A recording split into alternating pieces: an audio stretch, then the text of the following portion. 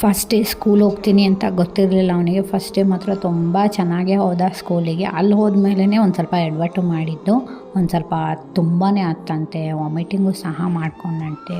But next day ಸ್ಕೂಲಿಗೆ ಹೋಗು ಅಂದರೆ ಅವನದು ಅದಂತ ನೋಡಬೇಕಿತ್ತು. ಎಷ್ಟು ತಲೆನೋವು ಅಂದರೆ, ನಾನು ಹೋಗಲ್ಲ, ಡ್ರೆಸ್ ಹಾಕ್ತಿದ್ರೆ ಹೋಗಿ ಕಬೋರ್ಡಲ್ಲಿ ಬಚ್ಚಿಟ್ಕೊತಿದ್ದಾನೆ. ಹಗ್ಗಿಸ್ ಹಾಕ್ಬೇಡ, ಈ ಡ್ರೆಸ್ ಹಾಕ್ಬೇಡ, ಈ ಡ್ರೆಸ್ ನಾನು ಹಾಕ್ಕೊಳೋದೇ ಇಲ್ಲ, ನನಗೆ ಬೇರೆ ಡ್ರೆಸ್ ಹಾಕು ಅಂತೇಳಿ ಬೇರೆ ಡ್ರೆಸ್ಸು ಸಹ ತಂದುಕೊಡೋಕ್ಕೆ ರೂಮಲ್ಲಿ ಹೋದ.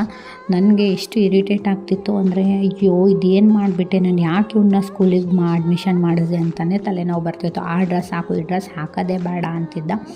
ಫೈನಲಿ ಹೆಂಗೋ ಹಂಗೆ ರೆಡಿ ಮಾಡಿದೆ, ಅವನಿಗೆ ರೆಡಿ ಮಾಡಿ ಸ್ಕೂಲಿಗೆ ಬಂದೆ. ಅಳ್ಕೊತಾನೆ ಹೋಗ್ತಿದ್ದ ಅವನು. ನನಗೆ ಮಾತ್ರ ತುಂಬಾ ಬೇಜಾರಾಗ್ತಿತ್ತು, ಯಾಕಪ್ಪ ಇವನಿಗೆ ಸ್ಕೂಲ್ನ ಕಳಿಸ್ತಿದ್ದೀನಿ ಅಂತ.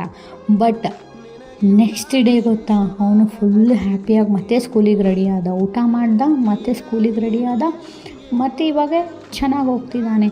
ಫಸ್ಟ್ ಡೇ ಗೊತ್ತಿರಲಿಲ್ಲ ಅವನಿಗೆ, ಸೆಕೆಂಡ್ ಡೇ ತುಂಬಾ ಸತಾಯಿಸಿದ. ಬಟ್ ಥರ್ಡ್ ಡೇ ಮಾತ್ರ ಕತೆ ಹೇಳ್ತಿದ್ದಾನೆ, ಮಮ್ಮಿ ನಾನು ಸ್ಕೂಲಿಗೆ ಹೋಗ್ತೀನಿ, ರೆಡಿ ಆಗ್ತೀನಿ, ಚೆನ್ನಾಗಿರ್ತೀನಿ ಅಂತ ಹೇಳಿ.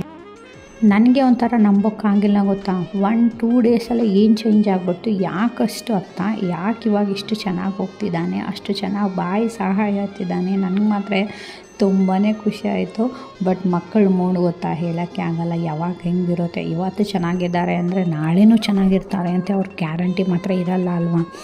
ಬಟ್ ಅವ್ನು ಹೋಗೋದು ನೋಡಿ ನನಗೆ ಮಾತ್ರ ತುಂಬಾ ಖುಷಿ ಆಯಿತು. ಅದು ಒಂಥರ ಹ್ಯಾಬಿಟೇ ಆಗಿಬಿಟ್ಟಿದೆ. ಫಸ್ಟ್ ಡೇ ಏನಾಯಿತು, ಸೆಕೆಂಡ್ ಡೇ ಏನಾಯಿತು, ಥರ್ಡ್ ಡೇ ಏನಾಯಿತು ಅಂತಂದೇಳಿ. ಇವಾಗ ಸೆಕೆಂಡ್ ಡೇ ಆಯಿತಾ, ಥರ್ಡ್ ಡೇ ಮಾತ್ರ ಅವನೇ ಬ್ಯಾಗ್ ಹಾಕ್ಕೊಂಡು ಅವನೇ ರೆಡಿ ಆಗಿಬಿಟ್ಟಿದ್ದಾನೆ. ಮಮ್ಮಿ ಟೈಮ್ ಆಗಿದೆ, ನಡಿ ಹೋಗೋಣ ಸ್ಕೂಲಿಗೆ ಅಂತ. ಈ ಥರ ಚೇಂಜಸ್ ನೋಡಿ ನನಗಂತೂ ತಲೆ ಗಿಮಿ ಅಂತ ತಿರುಗ್ತಾ ಇದೆ. ಏನಾಯ್ತಪ್ಪ ಇವನಿಗೆ, ಎಷ್ಟು ಚೆನ್ನಾಗಿದ್ದಲ್ಲ, ನಾನು ಬಿಟ್ಟೇ ಒಂದು ತಾಸು ಇರ್ತಿರಲಿಲ್ಲ, ಇವಾಗ ಸ್ಕೂಲಿಗೆ ಹೋಗೋಕ್ಕೆ ಕುಣ್ದು ಹೋಗ್ತಿದ್ದಾನೆ.